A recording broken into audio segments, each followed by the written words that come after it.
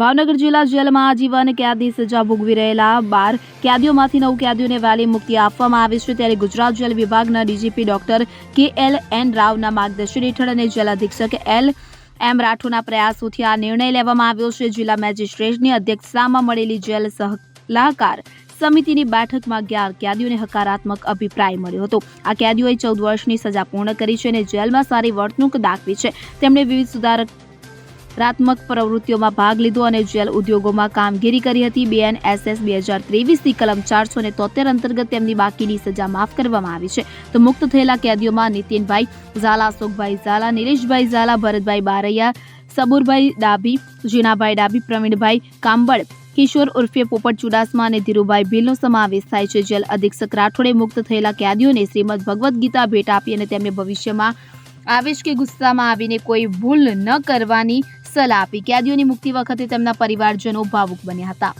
રુસ્તમ શેખ સાથે CN24 news Bhavnagar. હવે જુઓ દેશ દુનિયાની તમામ ખબરો તમારી આંગળીના ટેરવે। ઉઠાવો મોબાઈલ અને Google Play Store પરથી ડાઉનલોડ કરો અમારી CN24 ન્યૂઝ મોબાઈલ એપ।